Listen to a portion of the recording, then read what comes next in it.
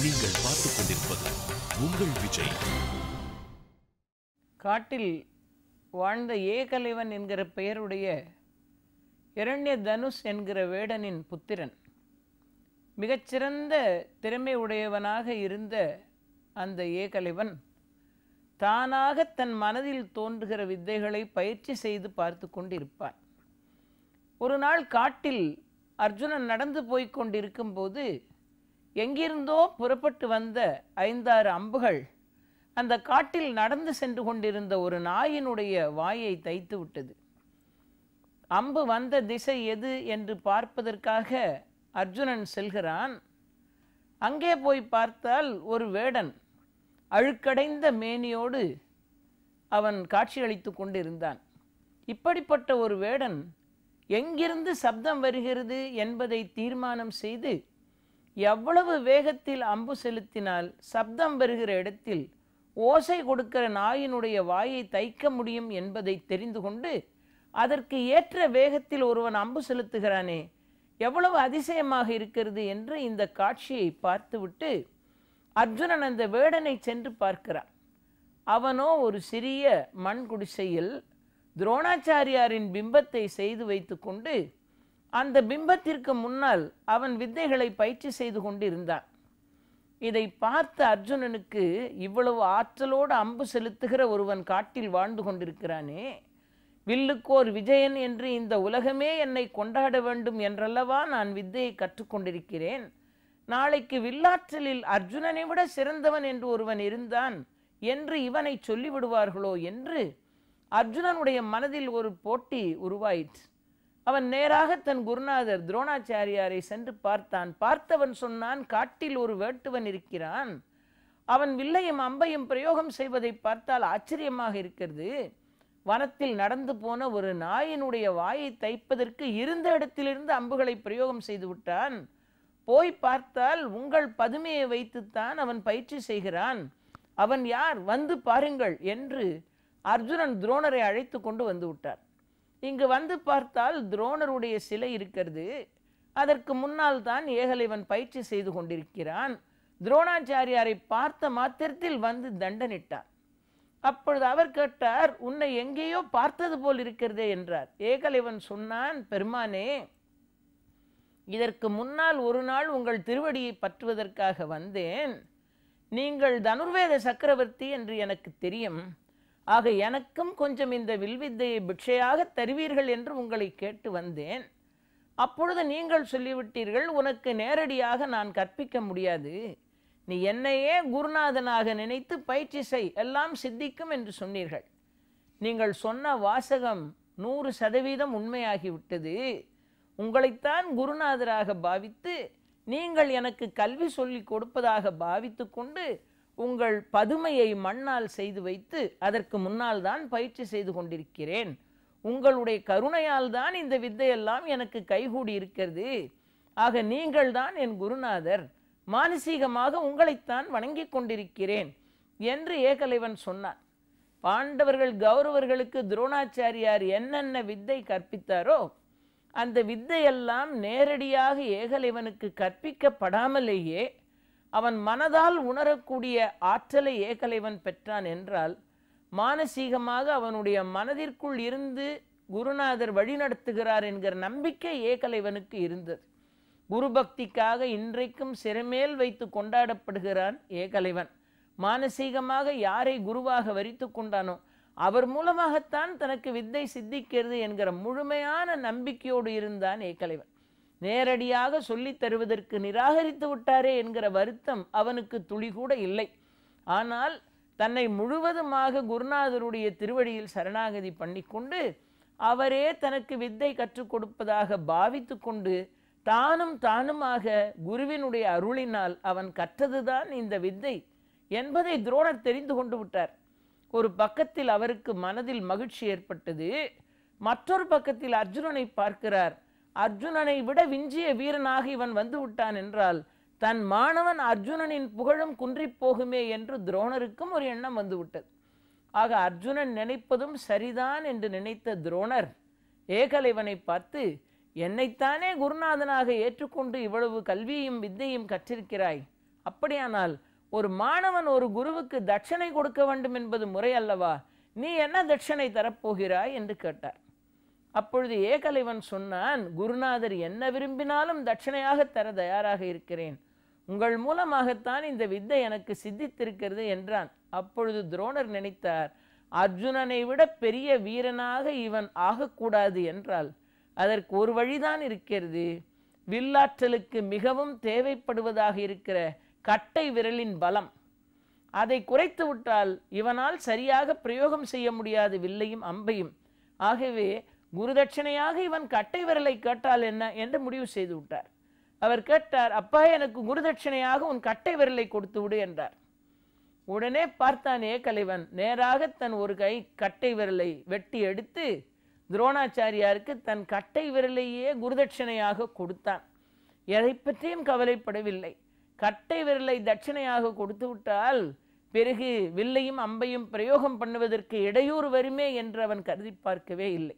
இன்னும் சொல்லப்போனால் வில்லாற்றலில் பரிணமித்தவனான ஏகலைவனுக்கு கட்டை விரலை காணிக்கையாக கொடுத்தது, குருதட்சணையாக கொடுத்தது பின்னால் ஒரு பின்னடைவாக கூட இருந்தது. அந்த அளவு அவன் வில்லையும் அம்பையும் பயன்படுத்த முடியாத ஒரு நிலை உண்டாயிற்று. இருந்தாலும் துரோணருக்கு தன் மாணவனான அர்ஜுனனை விட சிறந்த ஒரு வில்லாற்றல் மிகுந்த வீரன் இருக்கிறான் என்று உலகில் ஒரு நிலை ஏற்படக்கூடாது என்று துரோணர் நினைத்தார். துரோணருக்கு அர்ஜுனன் தான் தலைமானாக்கனாக இருக்கிற அர்ஜுனன் தான் தலை சிறந்த வில்வீரனாக இருக்க வேண்டும் என்று விரும்பினார். அர்ஜுனனும் தன்னை போல சமபலம் படைத்த ஏகலைவனை பார்க்கும்போது அவன் மனதிலேயும் ஒரு அழுக்காறு உண்டாயிற்று என்பதை மறைக்க முடியாது. இருந்தாலும் ஏகலைவன் இன்றைக்கும் குருபக்தியில் சிறந்தவன் என்று சிறமேல் வைத்து கொண்டாடப்படுகிறான். அதிகம் படிப்பு வாசனை இல்லாதவன், காட்டிலே வாசம் பண்ணுகிற ஒரு சாமானியனாயிருந்த ஒரு வேட்டுவன்.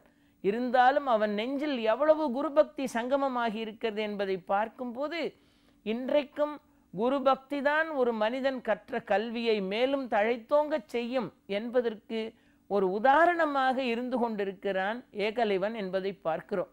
காட்டிலே வாழ்ந்த ஏகலைவனுடைய கட்டை விரல் குருதட்சணையாக காணிக்கையாக வாங்கப்பட்டது. அதற்கு பிறகுதான் அர்ஜுனனுக்கு ஓரளவுக்கு மனதில் நிம்மதி ஏற்பட்டது.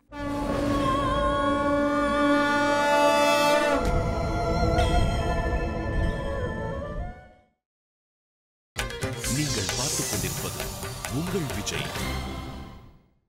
ஆச்சாரிய பெருமக்கள் கல்வியெல்லாம் மாணவர்களுக்கு புகட்டிவிட்டு தங்கள் மூலமாக கற்ற கல்வி அவர்களிடத்தில் எவ்வளவு பரிணமிக்கிறது என்பதை பார்ப்பதற்காக அவ்வப்போது சில போட்டிகளை நடத்துவார்கள். கல்லூரிகளில் பள்ளிகளில் பாடம் சொல்லி வைக்கிறார்கள் ஆசிரியர்கள்.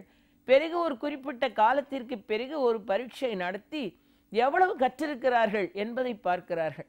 அதுபோலத்தான் வித்தையும் ஆச்சாரிய பெருமக்கள் சொல்லி கொடுப்பார்கள்.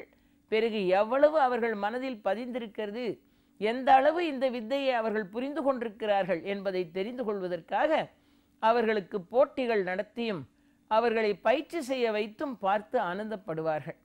இது ஆசிரியர்கள் செய்கிற ஒரு அருமையான ஒரு பணி. பாண்டவ கௌரவர்களுக்கு வித்தை சொல்லிக் கொடுத்து அவர்களை சிறப்பான நிலைமைக்கு உயர்த்திய ஆசிரிய பெருமக்கள் அவர்களுக்கு ஒரு போட்டியை வைத்து இந்த வித்தை எவ்வளவு அவர்கள் நெஞ்சில் சங்கமமாகி இருக்கிறது என்று பார்க்க வேண்டும் என்று முடிவு செய்தார்கள். ஒரு கள்ளி காக்கையை, ஒரு மண்ணாலான ஒரு பதுமையை ஒரு பறவை வடிவத்தில் செய்து ஒரு பெரிய மரத்தினுடைய உச்சாணி கிளையில் கொண்டு போய் கட்டிவிட்டார்கள். ஒரு உச்சாணி கொப்பில் கட்டி வைத்துவிட்டு துரோணாச்சாரியார் ஒவ்வொருவரையாக அழைத்து மரத்தின் உச்சியில் இருக்கிற கள்ளி காக்கையை கழுத்தில் அடித்து அதை கீழே வீழ்த்த வேண்டும்.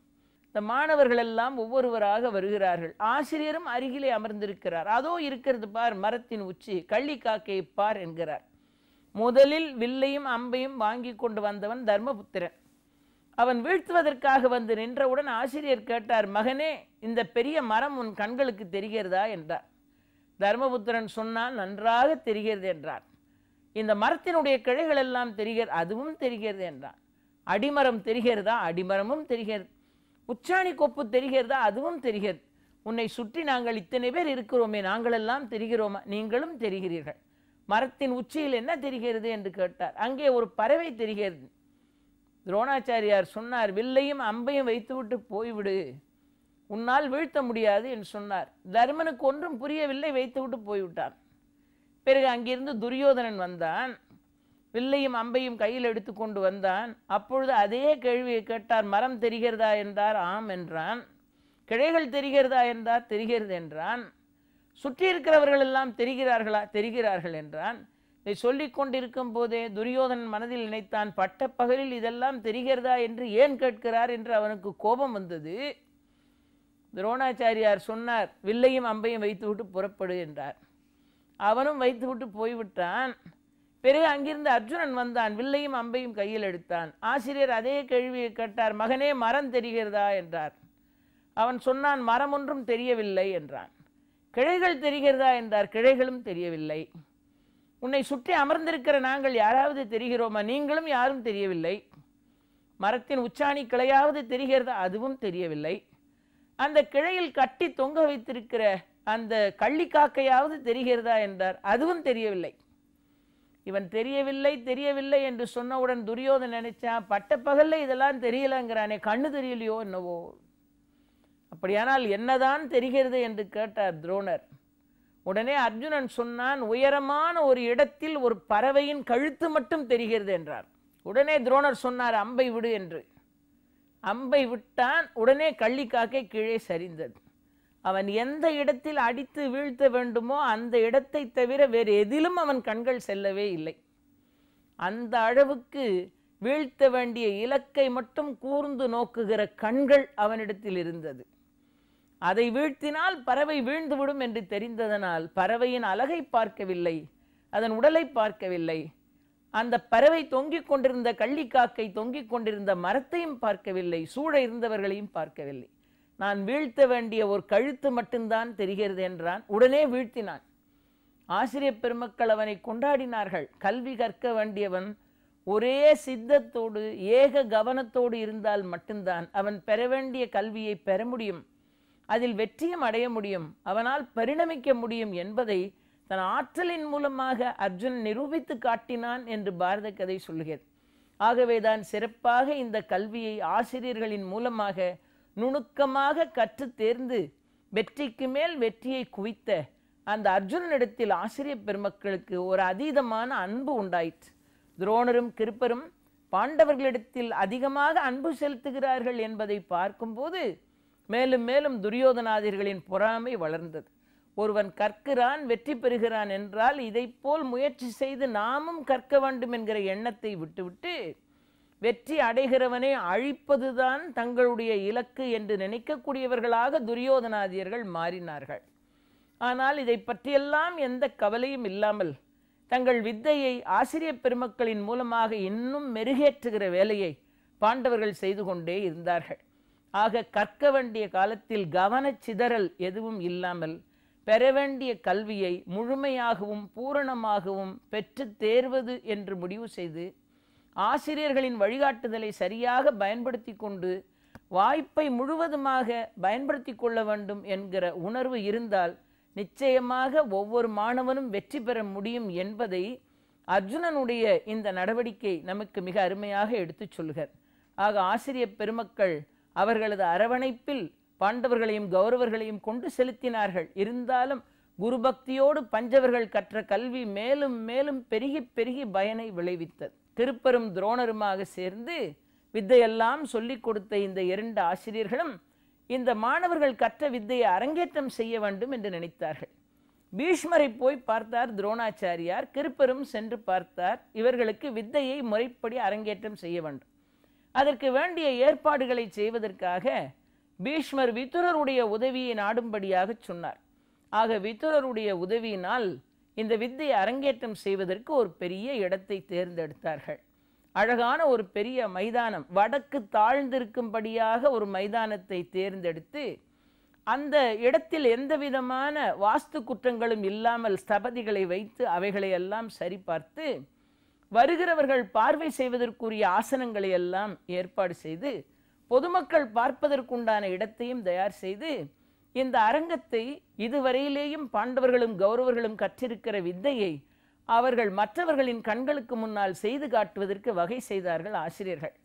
ஆக பாண்டவர்களும் கௌரவர்களும் ஒவ்வொருவராக வந்து தங்கள் ஆற்றலை காட்டினார்கள். தர்மபுத்திரன் வந்து தன் ஆற்றலை காட்டினான். நகுலன் வந்து தன் ஆற்றலை காட்டினான். துரியோதனாதியர்கள் ஒவ்வொருவராக வந்து தங்கள் ஆற்றலை காட்டினார்கள். சபைக்குள் வந்தான், அந்த அரங்கத்திற்குள் வந்தான் அர்ஜுனன். அவன் அம்பு தொடுக்கிறான். ஒரு அம்பை தொடுத்தான், அந்த அம்பு அக்னியை தோற்றுவித்தது. மற்றொரு அம்பின் மூலமாக ஜலத்தை தோற்றுவித்தான். இன்னொரு அம்பை செலுத்தினான், அரங்கத்திற்குள் காற்று சுழன்று அடிக்கிறது. தன் அம்புகளின் மூலமாக பஞ்சபூதங்களையே தொழிற்பட வைக்கின்ற ஆற்றலை அர்ஜுனன் பெற்றிருந்தான். இதை பார்த்தவர்கள் அனைவரும் அதிசயப்பட்டார்கள். பிறகு யானைக்கு மேல் நின்று போர் செய்து காட்டினார்கள். வீரர்கள் குதிரை சவாரி செய்து காட்டினார்கள். ஈட்டிகள் அங்குமிங்குமாக சென்றது. வேலை பிரயோகம் பண்ணினார்கள். இப்படியெல்லாம் ஆற்றலை வெளிப்படுத்தி காட்டினார்கள். அரங்கத்தில் இருந்து பார்த்து கொண்டிருந்தவர்கள் எல்லாம் என்னதான் இருந்தாலும் அர்ஜுனனை வெல்லுகின்ற ஆற்றல் உடைய மற்றொரு வீரன் இந்த உலகில் இருக்க முடியாது.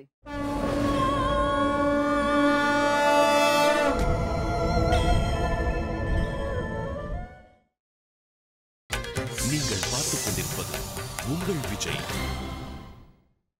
எவ்வளவு அனாயாசமாக அஸ்திரங்களை பயன்படுத்துகிறான் என்று பேசிக்கொண்டார்கள். இவர்கள் பேசிக்கொண்டிருக்கும் போது ஒரு குரல் எழுந்தது. யாராவது அர்ஜுனனுக்கு போட்டியாக வில்லை வளைத்து வீரம் பேச தயாராக இருந்தால் வரலாம் என்று ஒரு சப்தம் கேட்டது. உடனே வாசலில் இருந்து ஒரு சிம்ம கர்ஜனை போல் ஒரு குரல் எழுந்தது. இதோ நான் இருக்கிறேன் என்று சொல்லிக்கொண்டு ஒருவன் அரங்கத்திற்குள் சிங்கத்தை போல் ஓடி வந்தான். பார்த்தால் அவன் வேறு யாரும் அல்ல, அவன் கர்ணன். கவசகுண்டலத்தோடு பிறந்தவன். குந்தி தேவியார் பாண்டு மகாராஜனை திருமணம் செய்து கொள்வதற்கு முன்னால் சூரியனுடைய அருளால் பிறந்த புத்திரன்.